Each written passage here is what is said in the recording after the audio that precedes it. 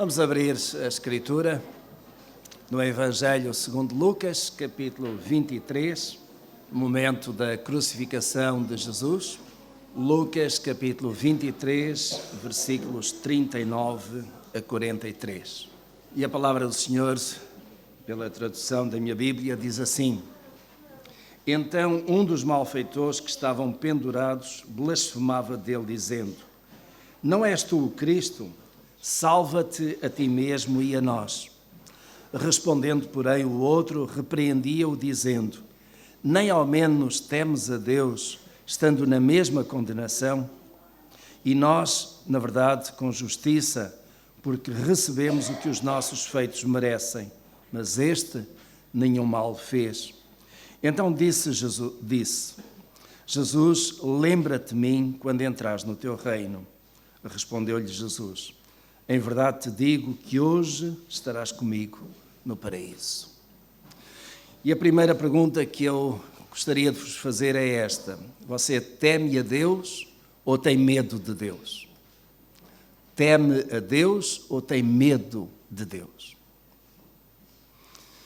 Em 1944, numa ilha do Pacífico, a ilha de Guam, havia uma série de japoneses a combater-se naquele tempo da Segunda Guerra Mundial.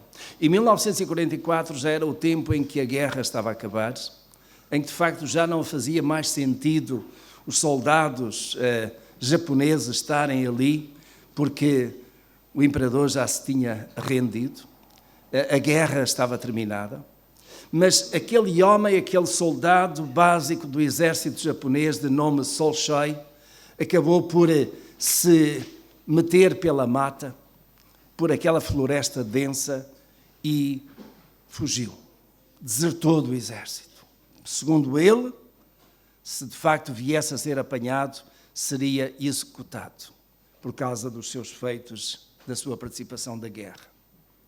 E entretanto a guerra tinha terminado, mas aquele homem ainda estava, de certo modo, debaixo do peso de guerra. E ele, por aquela floresta, encontrou uma caverna e ali se enclausurou.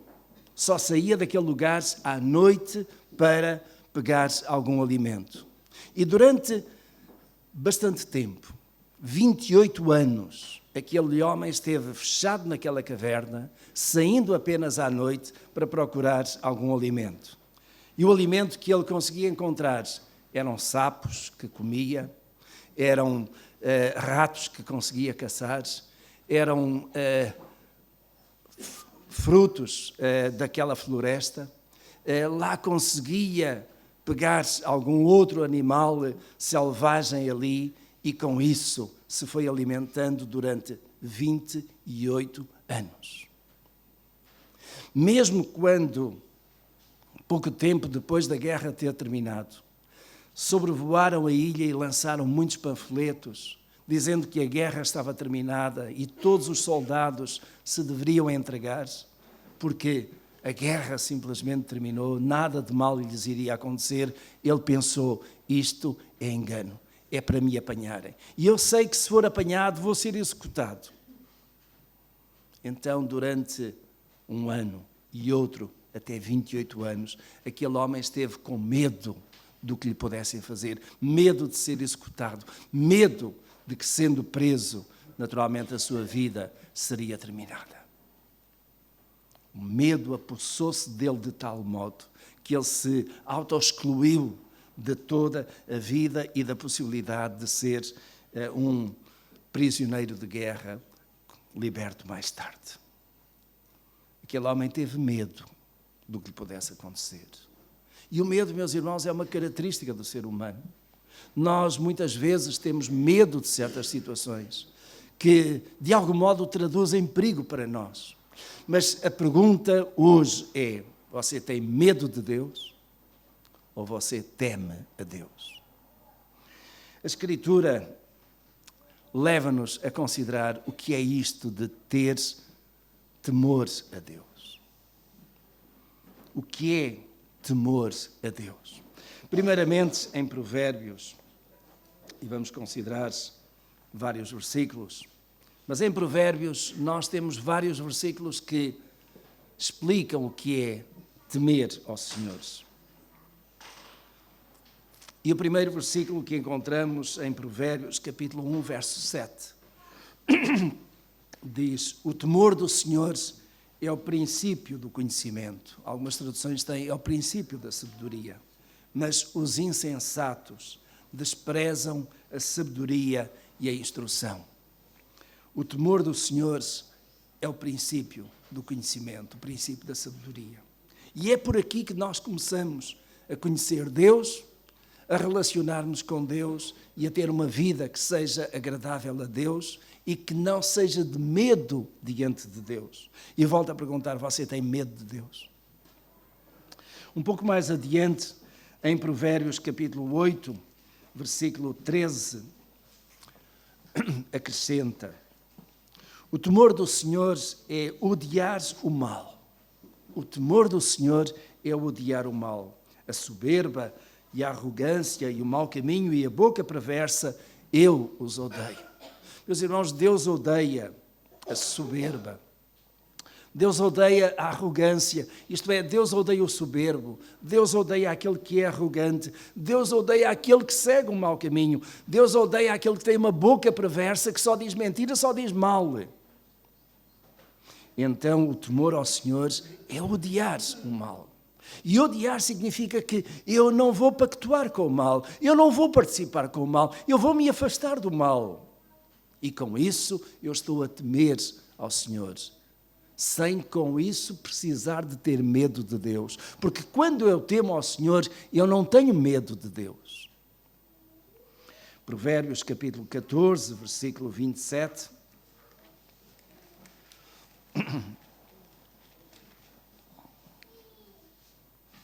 Provérbios 14, 27 diz: o temor do Senhor é uma fonte de vida para o homem se desviar dos laços da morte. O temor do Senhor é fonte de vida. E com este temor ao Senhor, o homem desvia-se dos laços de morte. E o que são os laços de morte? Vou-vos dar um exemplo, queridos irmãos.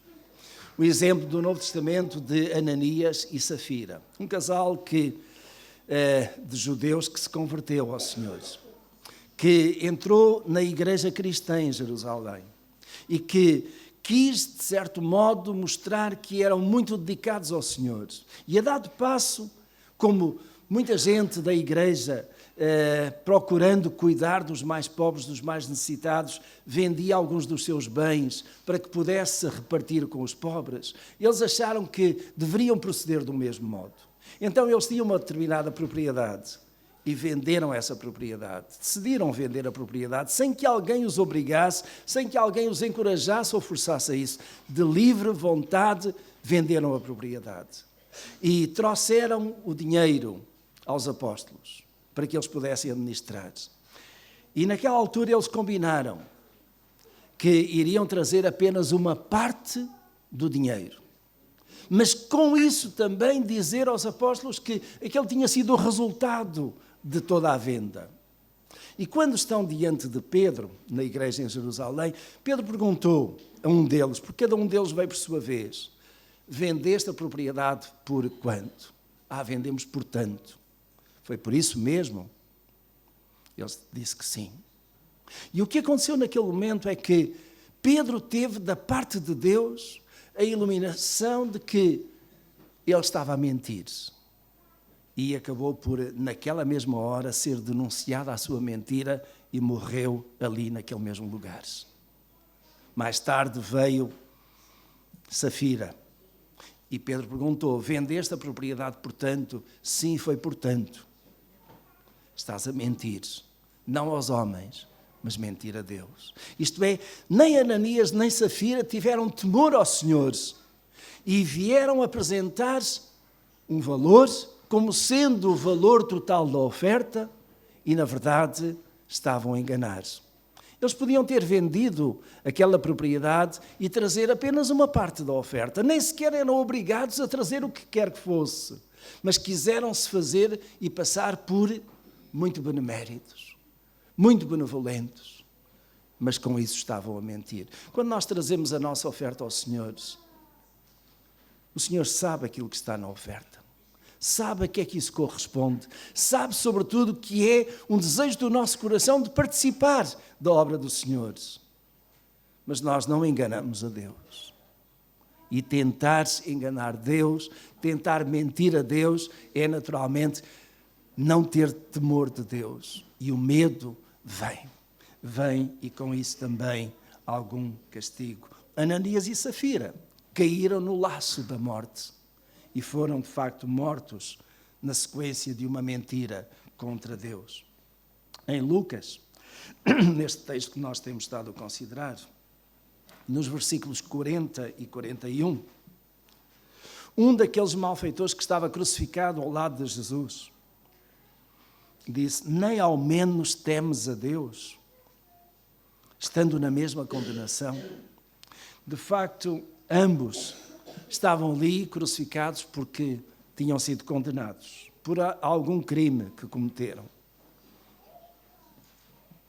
E um deles reconheceu que aquilo que estava a acontecer, em termos de morte naquela cruz, não era mais do que a sequência justa, merecida daquilo que foi o seu crime perante a sociedade.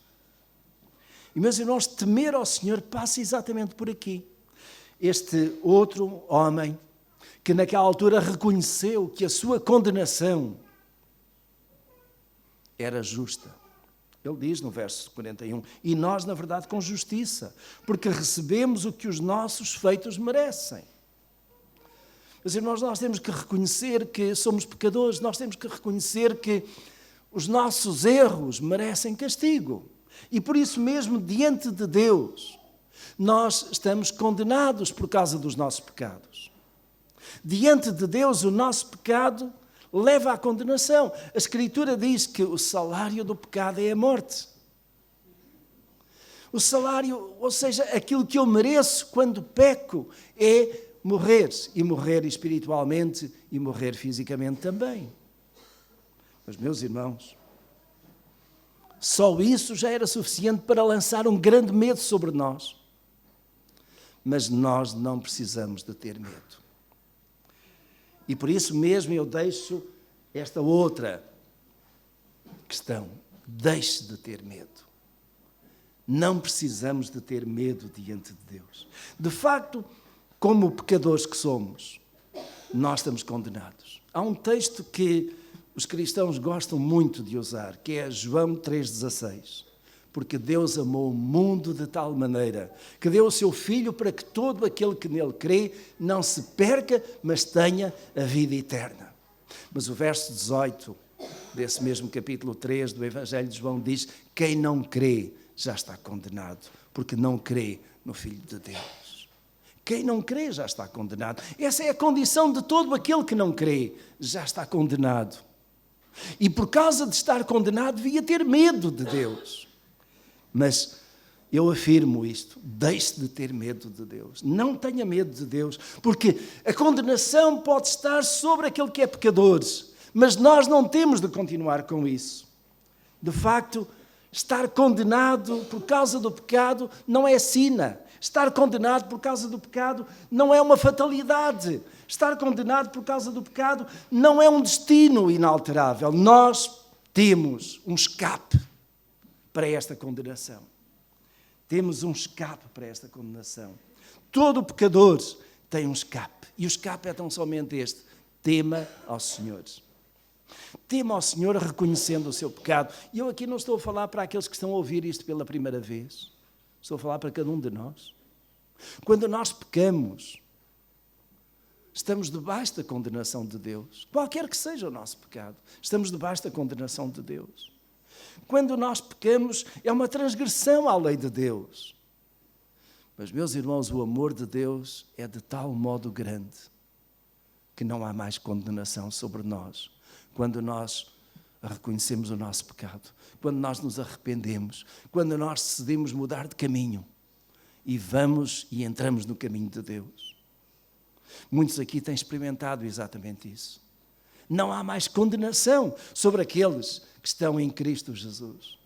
Porque Cristo Jesus na cruz do Calvário levou o nosso pecado. Mas isso significa que eu posso então pecar à vontade? De modo nenhum, diria o apóstolo Paulo.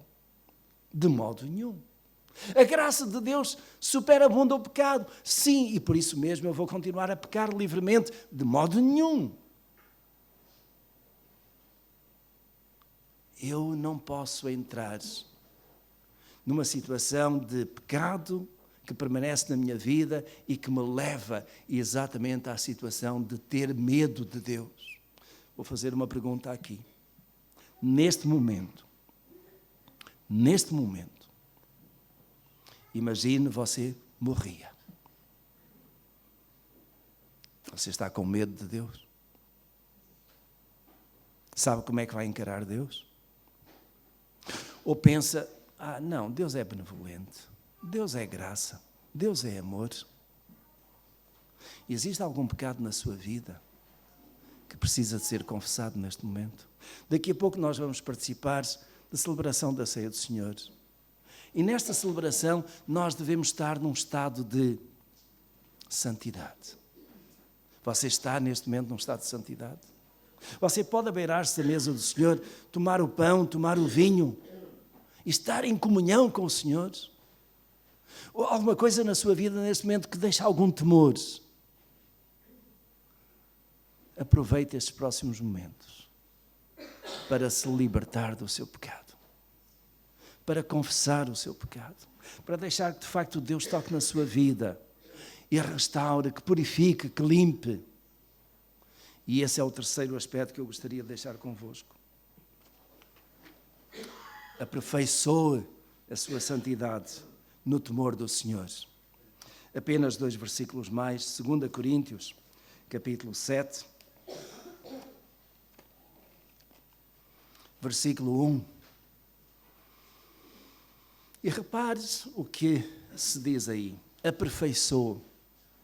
Nenhum de nós é perfeito, mas podemos caminhar para aperfeiçoamento. Podemos caminhar para uma santidade. Podemos caminhar para a melhoria. E o verso, capítulo 2 Coríntios, capítulo 7, verso 1 diz: Ora, amados, visto que temos tais promessas, purifiquemo-nos de toda a imundície da carne e do espírito, aperfeiçoando a santidade no temor de Deus. Mas você diz, mas eu não consigo. Às vezes as lutas são de tal modo que eu quero fazer o bem, mas não consigo. Quero fazer aquilo que está certo, mas não consigo. Sozinho, por mim, não consigo. E eu digo-lhe, pela palavra do Senhor, você não está sozinho. Eu não estou sozinho nesta luta espiritual. A minha santidade vai sendo conseguida, vai sendo aperfeiçoada pela ação do Espírito Santo na minha vida. Amém? Coisa tremenda. Nós não estamos sozinhos. Nós temos ajuda. E o Espírito Santo, trabalhando em nós, ajuda-nos neste aperfeiçoamento. Em Filipenses, capítulo 2, versículos 12 e 13.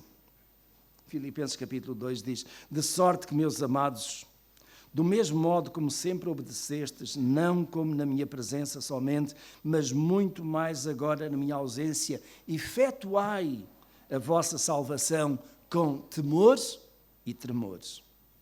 Porque Deus é o que opera em vós, tanto quereres como o efetuares, segundo a sua boa vontade. Eu posso ter vontade, posso querer fazer o bem, mas às vezes não faço. Mas Deus é aquele que opera em mim, não apenas o querer, mas também o efetuar. E com isso eu vou efetuando a minha salvação. Isto é, com isso eu vou progredindo e sendo santificado no dia a dia. Com isso eu vou melhorando e eu vou me libertando da condenação que cai sobre mim quando eu peco. E quando eu peco, eu arrependo-me, eu mudo de vida, eu entrego a minha vida nas mãos de Deus. Quero deixar, meus caros irmãos, em jeito de conclusão, um desafio para um compromisso pessoal. E este compromisso pessoal tem esta expressão: vou esforçar-me ao máximo. É um esforço da nossa parte. É aquilo que nós podemos fazer e podemos fazer mais e melhor do que aquilo que estamos a fazer, neste sentido. Eu vou esforçar-me, e meus irmãos, vão aparecer ali apenas algumas coisas.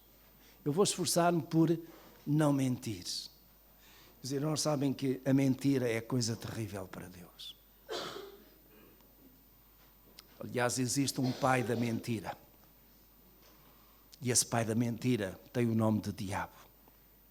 E quando eu minto, eu estou a seguir o pai da mentira. Seja mentirinha pequena, seja mentirinha grande, eu vou esforçar-me para não mentir. Eu vou esforçar-me para não enganar os outros. E podem dizer, não é a mesma coisa? Às vezes o enganar os outros não passa exatamente pela mentira, passa por uma forma de omitir alguma coisa, de levar os outros a fazer uma coisa errada. E eu estou a enganá-los. Também, não dizer mal dos outros. Eu vou esforçar-me por não dizer mal dos outros. Vou esforçar-me para não derrubar os outros. Vou esforçar-me para não destruir ou complicar a vida dos outros. E meus irmãos, a seguir vão aparecer reticências. Nestas reticências pode colocar aquilo que quiseres. Qual é o vosso compromisso com Deus? E mais duas últimas para terminar. Eu vou esforçar-me por não faltar aos cultos, à escola dominical. Porque, meus irmãos, é nos cultos e na escola dominical que nós aprendemos da palavra de Deus, que nós nos sentimos mais perto de Deus, que nós aguentamos a semana que vem a seguir. E eu sei que muitos irmãos conseguem ter uma vida vitoriosa à segunda-feira, à terça, à quarta, à quinta e por aí fora, porque no domingo buscaram ao Senhor e levam daqui o temor de Deus nos seus corações e enfrentam as dificuldades e as contrariedades da vida com essa força, com esse entusiasmo, com a graça maravilhosa de Deus. Você, na luta do dia a dia, não tem que estar sozinho, não precisa de estar sozinho, Deus quer estar consigo. Leve Deus consigo.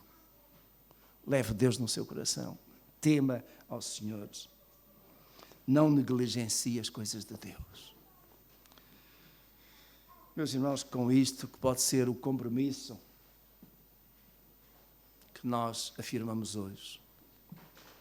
Vamos participar da ceia do Senhor.